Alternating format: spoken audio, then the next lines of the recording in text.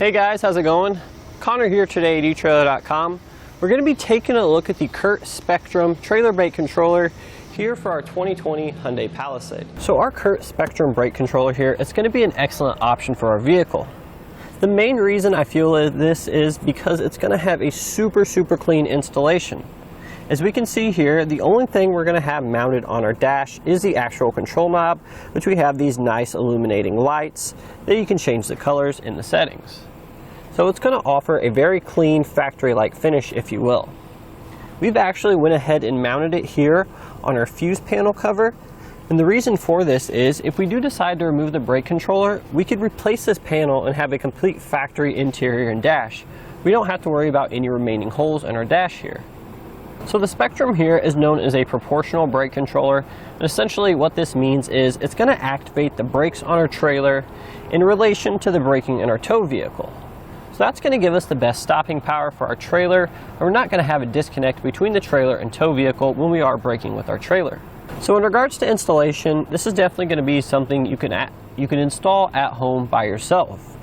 Now, depending on what vehicle you're installing it on, our Palisade here didn't come with any trailer brake wiring provisions, so we had to go ahead and run those, but it's not much of a chore at all. So now that we've gone over some of the benefits and features, let's jump right into installation and show you how it's done. So the first step of our installation here, we need to find a place to mount our 7-pole mounting bracket. Now we need this to be at the rear of the vehicle, and the more accessible it is, the better off we're going to be. So depending on what hitch you have, I believe most of them for this vehicle are all going to be hidden, which means we're not going to have a cross tube here to be able to just clamp our our 7-pole mounting bracket onto. So what we need to do is, I've already went ahead and bent this up, but we're going to be using a long 7-way no-drill mounting bracket here that we sell at etrailer.com. We're going to be using this, and all we did here, we just made a slight 90-degree bend. Normally that's flat out, so we just went ahead and bent this a little bit because I'll show you what we're going to do. We're going to go ahead and take this curved edges, we're going to slide that up behind the trailer hitch in front of the spare tire, and then once we use our band clamp, it's going to sit about right like so. So then we're going to be able to attach our 7-way mounting bracket to this. As you can see, that's going to be the perfect location in order to be able to plug in our trailer each time. So now that we have our no-drill mounting bracket installed, we can go ahead and attach the metal 7-way that came with our kit here. Now we can go ahead and take our 7-way here. We're going to feed these two ends through the center of our trailer connector like so. And then we can go ahead and mount this up using the bolts and nuts that come with our kit here.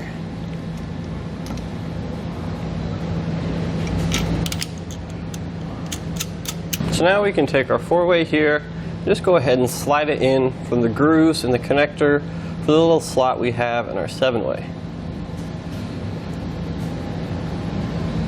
So now we can go ahead and make our connection here with our 4-pole. We just installed ours, so we're going to go ahead and make these two together now. Now once we have our 4-ways attached, what I'm going to be doing is I'm just going to take some electrical tape here. I'm going to seal these both up. Number one, I don't want to have to worry about them coming apart. And number two, I can ensure that we're not going to get any water in there, which will cause corrosion issues.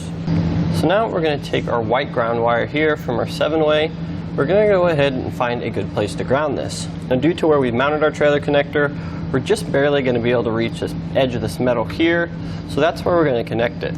So now that we have our ground wire attached, that's going to leave us with 3 wires here. We're going to have our blue, which is going to be for the brake output. We're going to have our yellow, which is for reverse. We're just going to tape this one off. The majority of applications aren't going to require reverse lights, so most people are just going to tape this off as well. And then we have the black wire here, which is for the battery charge line circuit. Now in our kit here, we're going to have this bonded duplex wire here. It's a black and white wire here with a gray jacket. What we're going to do is we're going to connect each of these to the blue and black wires respectively. We're going to match blue to white and then black to black to keep everything simple.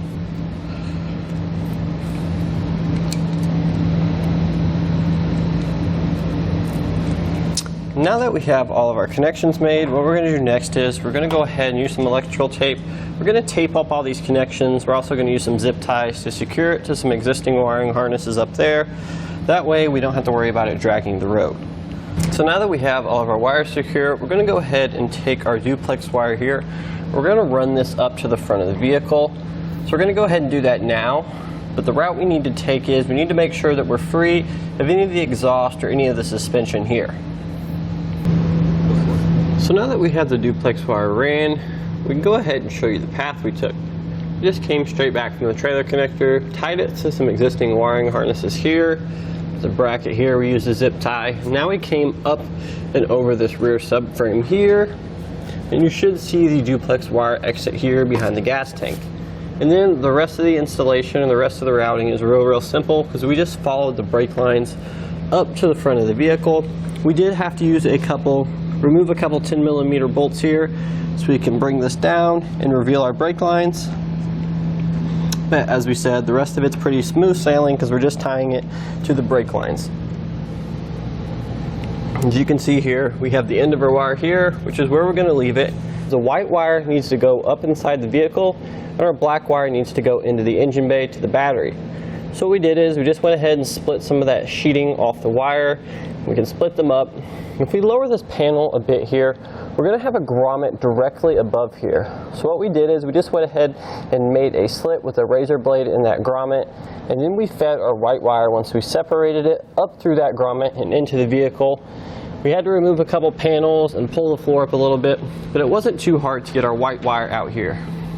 So we're going to throw this back in the vehicle because it's going to be connected to the brake controller earlier, because if you remember, this is going to be our brake output wire. So the next thing we're going to do now is we're going to go in the engine bay of the vehicle. We're going to fish down a pull wire so we can pull up our black wire that's underneath the vehicle now. Now we went ahead and taped our black wire to the pull wire once we pushed it through. So now all that's left to do is just pull it up through the engine bay. Just like that. And now what we're going to do is we're going to have to route this over here to the location of our battery, because this is going to be eventually run to the positive terminal on our battery, which is going to be over here. However, before we attach to our battery, we need to install a circuit breaker in line. So I think the next thing we're going to do is we're going to find a good place to mount our circuit breaker. Keep in mind, we're going to be using 2 circuit breakers, so we want enough room for 2 of them to mount. So if we take a look directly in front of our fuse box here, we're going to find a good location to mount both of our circuit breakers. We have a nice piece of flat bare metal here, so that's going to do a great job of holding the circuit breakers.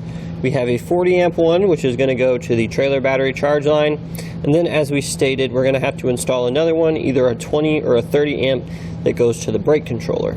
So let's go ahead and get these both installed now. So we went ahead and just routed our black wire here behind our fuse box so we can get it to come out where our circuit breakers are. So what we can do is we can go ahead and trim the excess that we have here.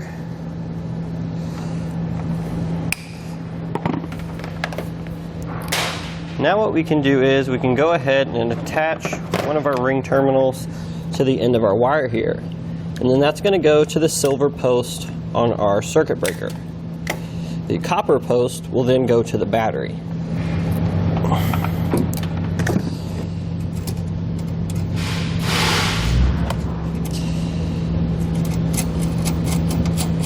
So now we're going to take part of the excess wire we just trimmed off there, and on one end we are going to attach another ring terminal so it could go to the copper end of the circuit breaker there, and then the other end we will attach another ring terminal to so we can connect it to our battery.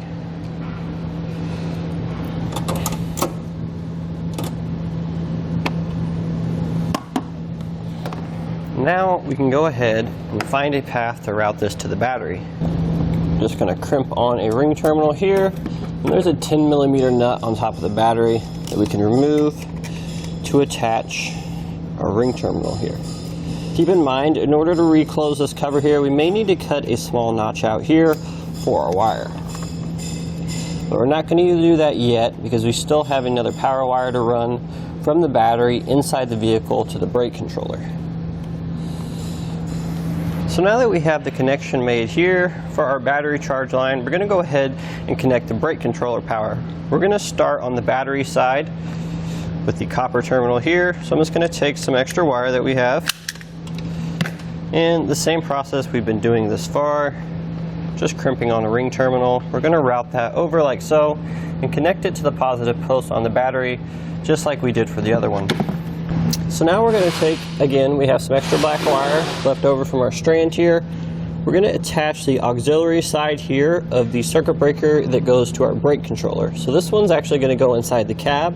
What we're going to do is we're going to make our connection here, then we're going to feed it over here, and we're going to trace it back down through the engine bay through our black wire here, and then we can go back into the vehicle using the same grommet we used earlier for the white wire, which is to the brake output. So let's go ahead and do that now.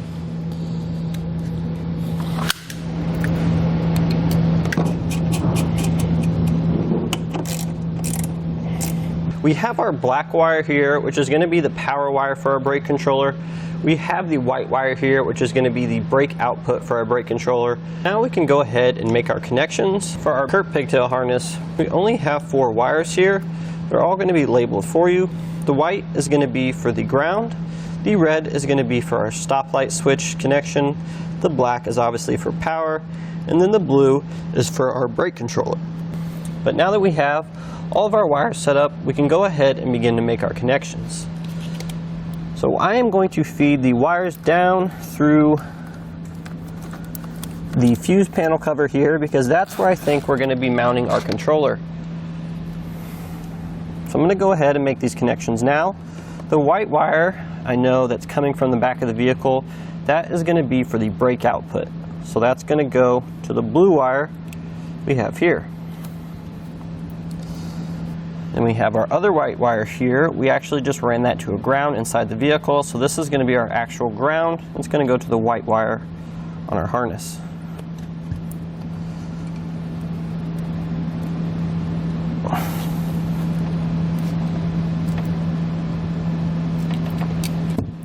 We have our black wire here, which is for power. That'll match up with the black wire from our harness.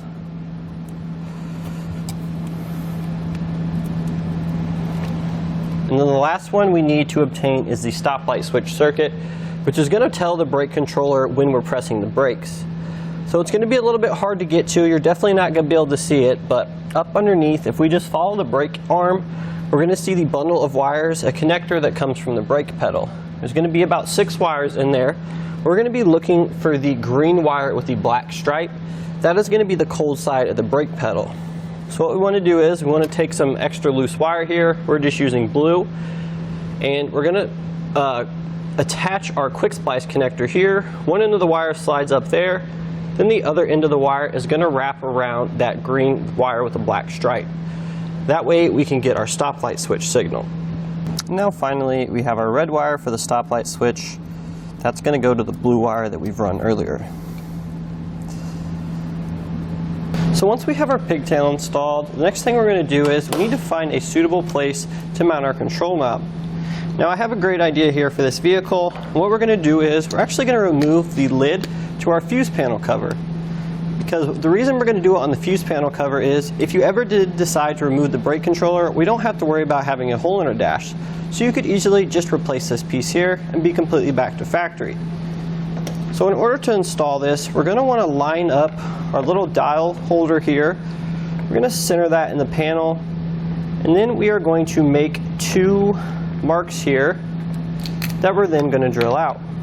So now we're going to take a 5/16 inch drill bit. We're going to drill out those 2 holes we marked.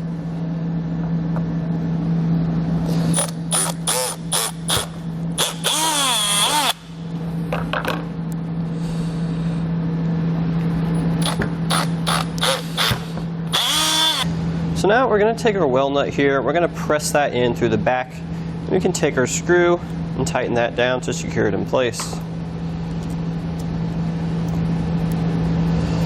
And then we're going to take the wires, and we're going to feed them through our center hole here, and we should be able to press our control knob into place, and we should hear it click when it is locked into place.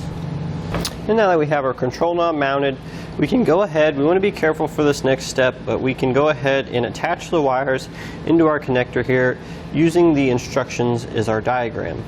So now we went ahead and took our control knob here, we went ahead and attached it to our module box, and then we took the pigtail that we wired up early and attached it to the other side. Now we just need to go ahead and find a place to mount the controller along with the rest of our wiring so we can put our panel back on. We have a couple different options for this. We could use a double-sided tape, or we could use some zip ties and tie it to some existing wiring harnesses. So now at this time we can go ahead and reinstall our trim panel we removed earlier. So we can go ahead and plug our trailer in now and test our brake controller out. So once we get the trailer connector plugged in, we should see the green lights, which means it's initializing. Then we can go through our different settings here. If we hold it for our manual override, we can also adjust the level of manual override by turning our control knob. So now, let's go ahead and activate all our signals. First, we can already see we have the running lights on both connectors. Let's test the left turn, the right turn, and then finally our brake. And that's going to do it today for our look and installation of the CURT Spectrum Trailer Brake Controller here for our 2020 Hyundai Palisade.